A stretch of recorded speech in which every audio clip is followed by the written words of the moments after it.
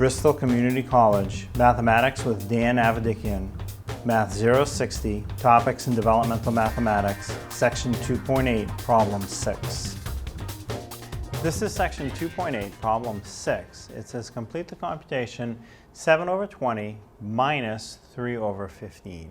So we'll have to make the denominators the same for this problem. And I find it easier if we write a problem like this in a vertical format. So I will write 17 over 20, right underneath it 3 over 15, and then put a big line with a subtraction. And then next to each fraction, I'll make an equivalent fraction that will have a denominator that will be the same for both fractions. So 15 and 20 are certainly not the same.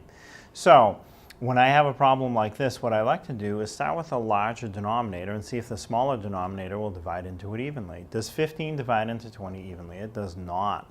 So take the large denominator and double it. If you double 20, it becomes 40.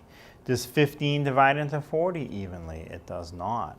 So now take the large denominator, we doubled it, next try tripling it. So 3 20s is 60. Does 15 divide into 60 evenly? It does. It goes in 4 times. 4 times 15 is 60.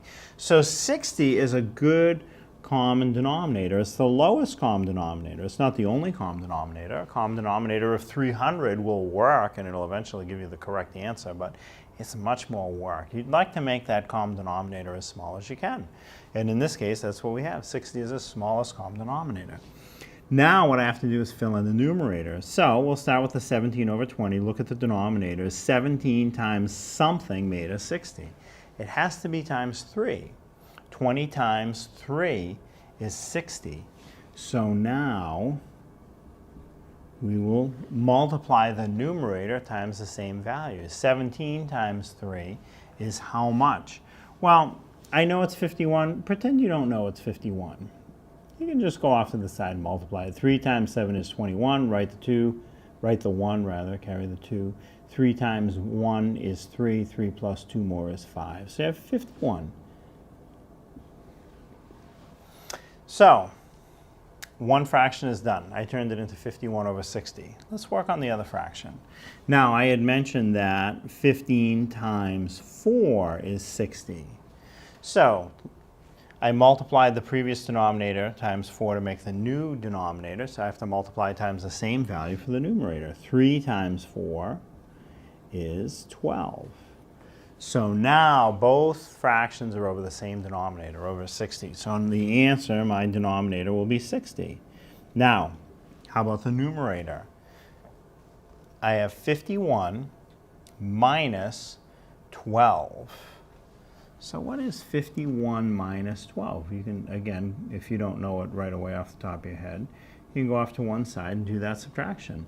1 minus 2 won't work, so we have to borrow. So borrow 1 from the 5, make it a 4, and it becomes 11 minus 2, which is 9, and then 4 minus 1, which is 3, 39.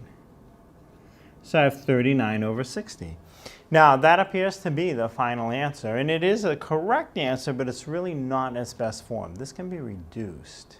So 39 and 60 are both evenly divisible by 3. So 3 goes into 39 13 times. 3 goes into 60 20 times.